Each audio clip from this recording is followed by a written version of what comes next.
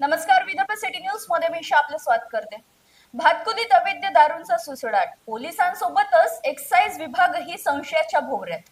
भातकुलीमध्ये अवैध दारू विक्रीचा कारभार उघडेपणा सुरू असताना आता केवळ पोलीसच नव्हे तर एक्साइज विभागाच्या भूमिकेवरही गंभीर प्रश्न उपस्थित होत आहेत। पोलीस स्टेशन पासून अवघ्या 100 मीटर अंतरावर होम डिलिव्हरीच्या माध्यमातून देशी दारूंचा पुरवठा होत असल्याचे हे कायद्याचे उल्लंघन पायमल्ली होत असल्याचे दिसून येत आहे।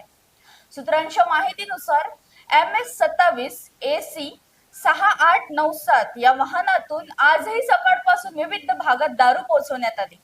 ठराविक मोबाईल नंबरवर संपर्क साधताच घरपोच सेवा दिली जात असल्याने हा रेकॉर्ड संघटित पद्धतीने कार्यरत आहे। दारू किंगचा उदय, स्थानिक चर्चेनुसार पूर्वी बंडू आणि मुकद्दर यांची नावे पुढे होती, मात्र सध्या भुरिया उर्फ राजू खंडारे गलोजा हा मुख्य पुरवठादार म्हणून पुढे आला आहे। मोठ्या प्रमाणावर माल पुरवठा यांच्या मार्फत होत असल्याचाही आरोप आहे। 26 गावांमध्ये जाळे सक्रिय, भातकुली पोलीस स्टेशन हद्दीत तब्बल 26 गावांमध्ये या अवैध धंद्याचे जाळे पसरले आहेत।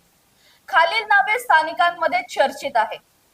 आटवेल पोलीस स्टेशन समोर, पवार टेकडीपुरा, नजीव मुसलमानपुरा, राजू धनाडे इंदिरा गांधी नगर सरकारी दवाखान्यासमोर, पवार पेट्रोल पंप जवळ, बंडू थोरात बाडू चोडपगार हनुमान मंदिरामागे।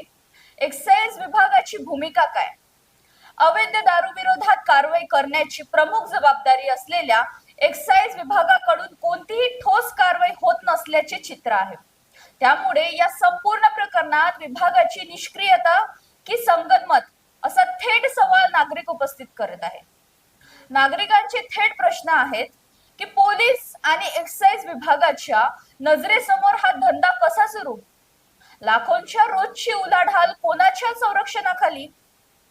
तसेच कारवाई का होत नाहीये? भातकुलीतील कायदा अंमलबजावणी यंत्रणावरच संशय निर्माण झाला असून तत्काळ संयुक्त मोठी कारवाई न झाल्यास हा मुद्दा राज्यस्तरावर गाजण्याची शक्यता होत आहे। ताज्या बातम्यांसाठी चॅनलला लाईक करा आणि सबस्क्राईब करा।